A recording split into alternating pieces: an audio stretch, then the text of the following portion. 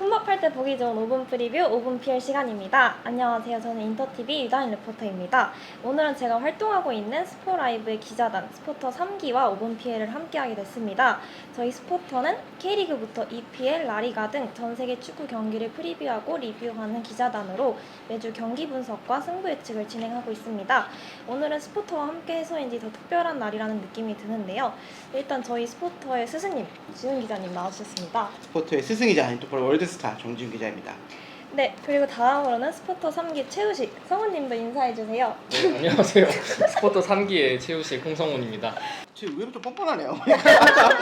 이게 원래는 그냥 뭐 꽃미남 정도로 제가 이렇게 대본을 썼는데 지 스스로 최우식으로 바꿨다라고 얘기를 했는데 최우식 팬들 많다는 걸 잘 모르는 것 같아요. 많은 축구 팬들의 기다림 속에 드디어 2021-22 시즌 프리미어리그가 개막했습니다. 여전히 코로나 시국인데 잉글랜드는 약간 저희와 다른 세상인 것 같아요.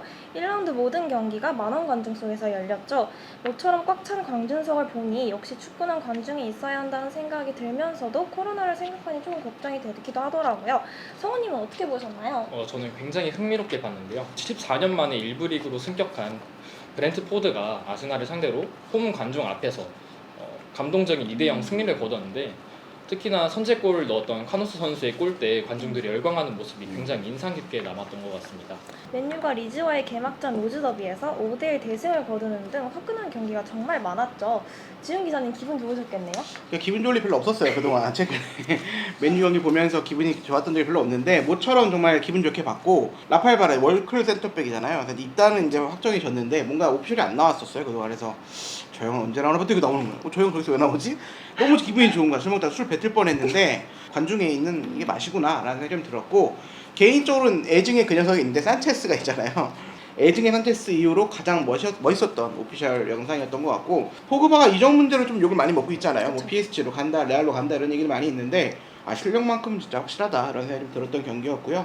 아무튼 좀가 EPL이 좀 돌아왔다라는 거를 느꼈던 개막전이었고. 네, 그럼 이제 본격적으로 시작을 해볼 텐데요. EPL은 누가 이렇게 기가 막히게 대진 일정을 짜는 건지 매 라운드마다 빅매치가 한 경기씩은 꼭 있는 것 같아요. 맞습니다.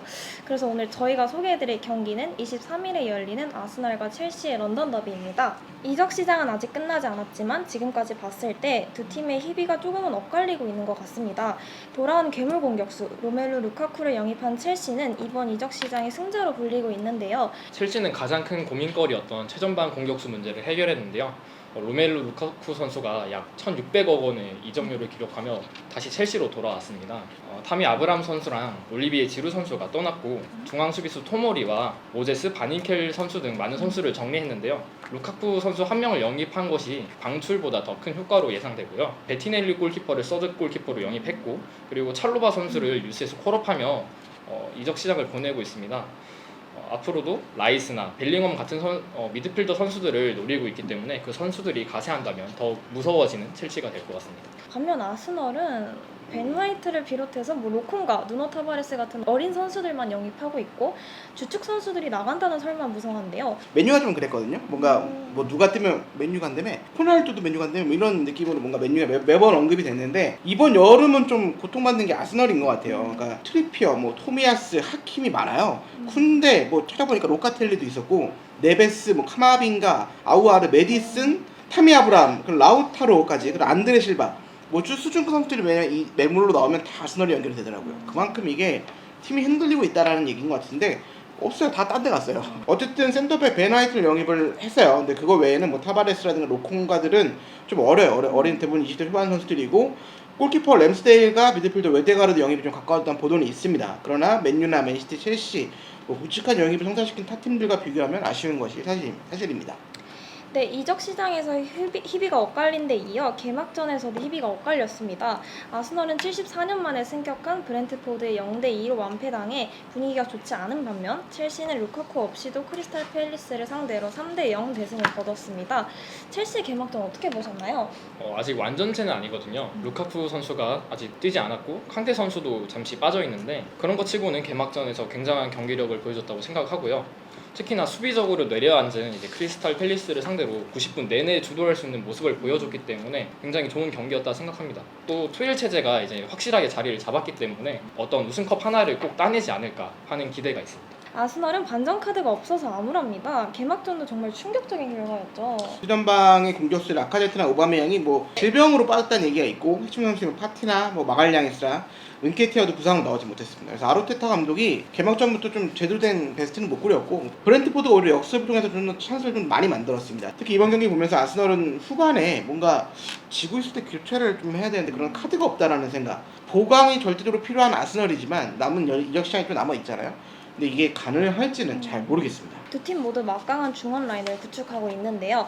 아스날은 젊은 선수들이 중심이 됐다면 첼시는 경험이 풍부한 선수들이 포진하고 있습니다. 네, 첼시는 작년 챔피언스리그 우승을 거두면서 큰 무대 경험까지 더해진 그런 중원이라고 할 수 있는데요. 일단 발롱도르 수상 후보로도 요즘 거론되고 있는 캉테, 그리고 작년 UCL과 유로를 동시에 석권한 조르지뉴가 중심을 잡고 있고요. 그리고 완전히 포텐셜을 터뜨리고 있는 마운트, 그리고 개막전에서 좋은 활약을 보여준 코바시치, 이렇게 균형 잡힌 중원 스쿼드를 보유하고 있습니다. 또 이번 여름 이적 시장에서 추가로 미드필더 보강을 노리고 있는데요. 라이스나 벨링엄까지 가세한다면 더더욱 무서운 스쿼드를 구상할 것으로 예상합니다. 아스날은 그라니트 자카가 중심을 잡아주고 있고 스미스로, 사카 같은 어린 선수들이 폭발적인 성장세를 보여주고 있는데요. 근데 중원 상당히 괜찮아요. 그러니까 자카 같은 경우에는 이번에 유로 때 가장 감명 깊었던 선수 중에 하나잖아요. 그래서 유벤투스가 데려간다는 얘기도 있었는데 뭔가 좀 뭐 태업 이런 얘기도 나왔었고 뭐 팬들과 언쟁도 있었고 여러 가지 좀 사건들이 있었는데 어쨌든 자카가 데뷔팀에서 잘하니까 아스널도 좀 붙잡았습니다. 잔류를 좀 했고 여기에 뭐 로우라든가 사카 이 두 선수는 사실 이제 아스널 핵심 선수들이에요. 아스널의 역동적인 공격을 이끌 수 있는 에이스로 자리 잡았기 때문에 이 선수의 좀 활약이 좀 중요할 것 같고요. 자카가 스위스 대표팀 시절만 돌아왔으면 좋겠어요. 그러니까 대표팀 내에서 보였던 리더십만 보여준다면 어린 선수 잘 이끌고 시너지 효과를 만들 수 있을 것 같고요. 조합들을 좀 기대해보면 좋을 것 같습니다. 네, 잘 들었습니다. 아무래도 공격에서는 루카쿠를 영입한 첼시에 관심이 집중되는데요. 루카쿠가 들어왔기 때문에 기존의 3톱이 아닌 2톱으로도 전환을 할 수 있을 것으로 예상되는데요. 토마스 투엘 감독도 실제로 루카쿠가 들어왔으니 3톱 혹은 2톱을 가용할 수 있다 이런 말을 했기 때문에 이번 경기에서도 그런 전술적인 변화가 있을 수 있을 것이라 생각합니다. 네, 좋습니다. 반면 아스널은 부상자도 많고 이적설도 많습니다. 뭐 영입은 절대적으로 좀 부상자가 너무 많아요. 그러니까 캡틴 오바메양도 그렇고 주포인 아카제토도 부상으로 아직도 출전해가지고 불태명한다고 합니다. 근데 윌리안 이 선수는 이제 다비드 루이스가 떠나면서 같이 우울해졌습니다. 그리고 이제 프리시즌 반대 배가 뭐 관리가 사실 브라질 선수들이 좀 어렵잖아요. 사라졌고요. 부상은 아닌데 못 나오고 있습니다. 사라졌고. 어쨌든 결국에는 발로그이라든가 로우라든가 마르티넬리, 사카, 페페 이 선수들 좀 중심으로 공격진을 꾸려야 된다는 점, 좀 역동적이고 좀 빠른 역습을 좀 시도를 해봐야 될 것 같고요. 대망의 승부 예측을 하기 전에 간단하게 관전 포인트와 예상 선발 명단을 알아보려고 합니다. 저희 스승님이신 지은 기자님이 아스날로 시범을 한번 보여주세요. 로우라, 사카, 마르티넬리 사실 그러니까 이 어린 선수들 좀 기대가 좀 큰데 이 연건들이 과연 세션에 터질 수 있을까? 이게 하나의 포인트가 될 수 있을 것 같고 아르테타의 정말 전술가라는 건 분명한 사실이잖아요. 그러니까 좀 지략이 좀 필요한 시점일 것 같고 과연 3팩 카드 꺼내들지 이게 하나의 관전 포인트고요. 최근 5경기 3승 1무 1패입니다. 첼시에 강했던 아스널이고 3연승이에요.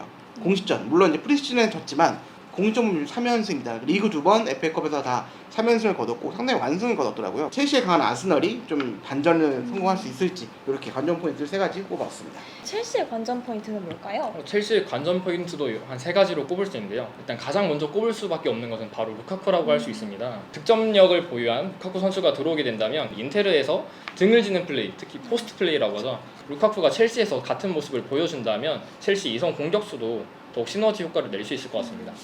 두 번째로는 아스필리쿠에타를 저는 정했는데요. 첼시가 아까도 말했다시피 아스널을 상대로 경기를 주도하긴 했지만 항상 역습에 한 방을 허용하면서 경기를 내주는 일이 많았는데요.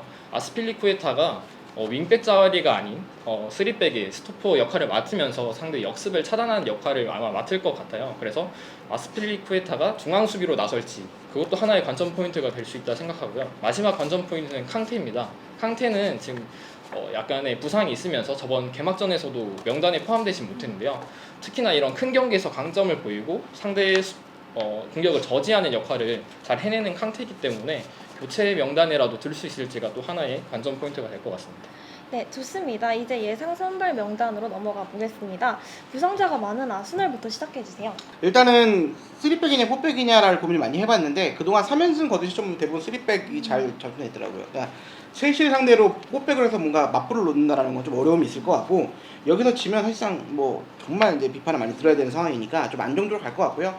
저는 지난 시즌 한 3-4번 썼던 352 전술을 좀 생각하고 있어요. 그래서 골키퍼는 레노가 나올 것 같고 3백은 티어니, 홀딩, 화이트 아니면 홀딩 자리에 마리가 나올 수 있습니다. 왜냐면 루카쿠가 나오면 좀 공중볼을 잘 따낼 수 있기 때문에 요 가운데가 누가 나올지는 고민 좀 해봐야 될 것 같고요. 화이트가 우측 스토퍼 역할을 잘하니까 이렇게 좀 나올 수 있을 것 같고 사카, 자카, 로콩고, 베일이 좀 더 수비적으로 안정감 있게 가야 될 것 같습니다. 그리고 투톱은 마르티넬리와 페페 이렇게 예측을 해봤고요. 첼시전 무조건 잡아야 되니까 좀 안정적으로 가고 여기서 한번 노리는 전술로 가지 않을까 싶습니다.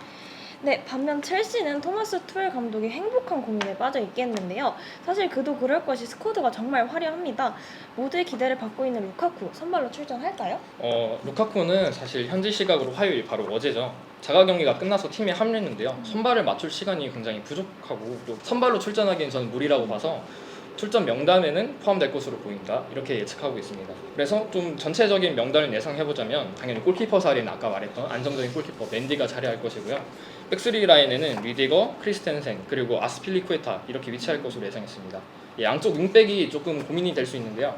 오른쪽에는 아스필리쿠에타가 없기 때문에 당연히 제임스가 선발로 나설 것으로 예상하고 왼쪽이 조금 고민이 됐어요. 알론소 선수가 개막전 경기에서 날카로운 왼발 프리킥골을 보여줬잖아요. 세트피스에서 굉장히 날카로운 무기가 되고 있기 때문에 치렐 선수보다는 알론소 선수의 선발에 좀 무게가 실리고요.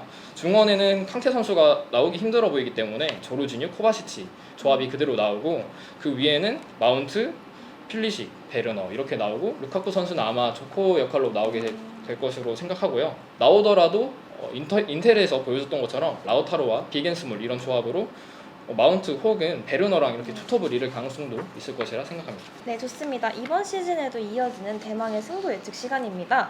지훈 기자님은 대막전에서는 토트넘과 맨시티에서 무승부를 예측하셨네요. 근데 누가 토트넘 이긴다고 예상했겠어요. 사실 이게 어려운 일이야. 뭔가 매치 상대로 토트넘 어떻게 이겨 했는데 이겼네요. 토트넘이 골 넣고 이번 경기는 좀 과감하게 예측을 해보려고 했는데 아스널 첼시 어떻게 이겨?